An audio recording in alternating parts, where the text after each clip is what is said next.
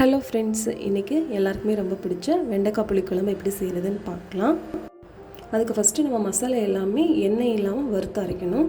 அதுக்காக கொஞ்சமாக மல்லி, சீரகம், கடலைப்பருப்பு, உளுந்தம்பருப்பு, வெந்தயம், கடுகு, கொஞ்சமாக மிளகு, அப்புறம் வரமிளகாய், கொஞ்சமாக சோம்பு எல்லாத்தையும் சேர்த்து நம்ம வறுத்து அரைச்சி எடுக்க போகிறோம்.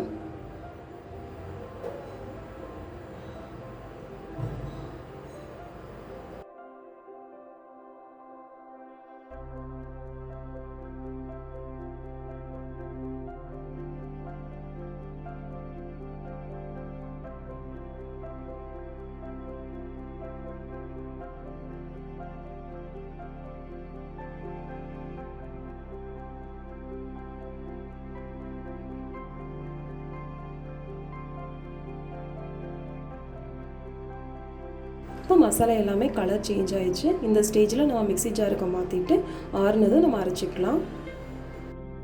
ஃபஸ்ட்டு இந்த மசாலாவை நல்லா பவுடராக அரைச்சி எடுத்துக்கிட்டு அது கூடவே நம்ம கொஞ்சமாக எண்ணெய் சேர்த்து சின்ன வெங்காயம், இஞ்சி, பூண்டு, தேங்காய் எல்லாத்தையும் வதக்கி அது ஆறுனதும் அதையும் இது கூடவே சேர்த்து அரைச்சி எடுத்துக்க போகிறோம்.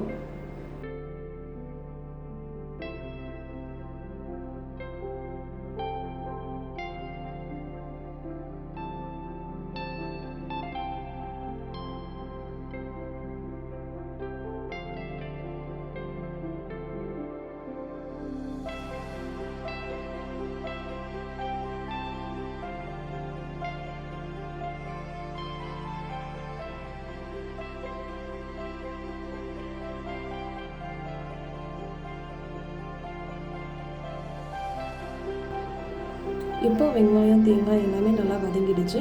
அடுப்பு ஆஃப் பண்ணிவிட்டு கொஞ்சம் நேரம் ஆற விட்டுறலாம். இந்த டைமில் நம்ம அந்த பவுடர் மசாலா எல்லாமே அரைச்சி எடுத்துக்க போகிறோம்.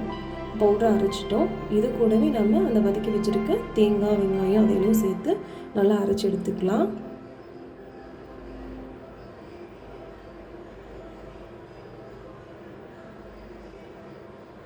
இப்போ நல்லா மசாலா ரெடி பண்ணியாச்சு. அடுத்தது நம்ம கிரேவி செய்ய ஆரம்பிச்சிடலாம்.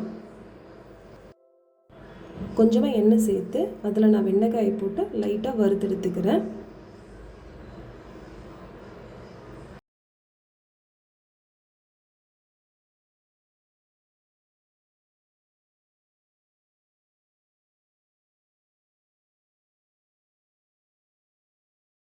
வெண்டைக்காய் ஆஃப் குக் ஆகிடுச்சு. ஸோ நம்ம வேறு பாத்திரத்துக்கு மாற்றிட்டு இதே கடாயில் நான் கொஞ்சமாக நல்லெண்ணெய் சேர்த்து செய்ய போகிறேன்.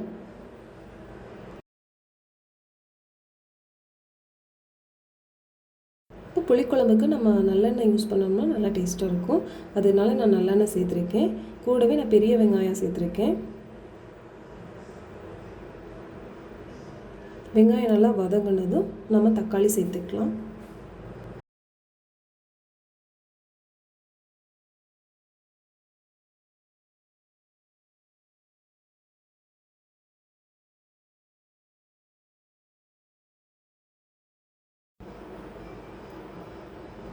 கூடவே தேவையான அளவு உப்பு, மஞ்சள் தூள் சேர்த்துக்கலாம். நல்லா கலந்து விட்டுக்கலாம்.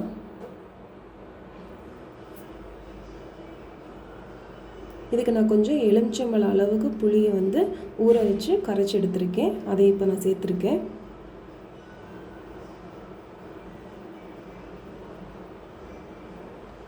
எல்லாத்தையும் நல்லா கலந்து விட்டுட்டு நம்ம அரைச்சி வச்சுருக்க மசாலாவையும் இது கூடவே சேர்த்து நல்லா கலந்து விட்டுக்கலாம்.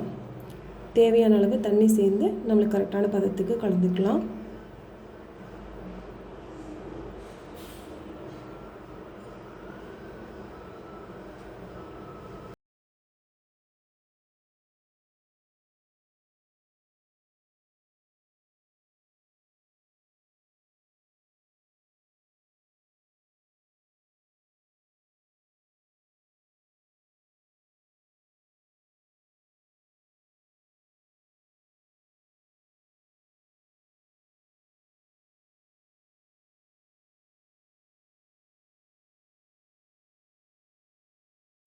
புளிக்குழம்புல கொஞ்சம் வெல்லம் சேர்த்தோன்னா கொஞ்சம் டேஸ்ட்டாக நல்லாயிருக்கும். நான் இப்போ வெல்லம் சிரப் வச்சுருக்கேன், அதனால் அதை ஆட் பண்ணிக்கிறேன்.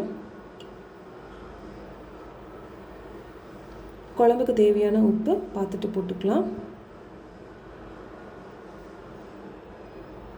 கொஞ்சம் நேரம் வேக விட்டுறலாம். இப்போ எண்ணெய் எல்லாமே பிரிஞ்சு வந்துடுச்சு, மசாலா பச்சை வாசம் எல்லாமே போயிருக்கும். இப்போ வந்து நம்ம வெண்டைக்காய் சேர்த்துட்டு மறுபடியும் ஒரு 10 நிமிஷம் மூடி வச்சு வேக வைக்கலாம்.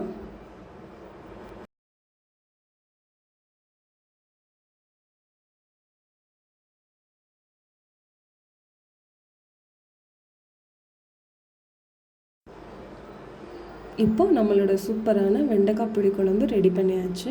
கண்டிப்பாக இந்த ரெசிபி எல்லாருக்குமே பிடிச்சிருக்கும்னு நினைக்கிறேன்.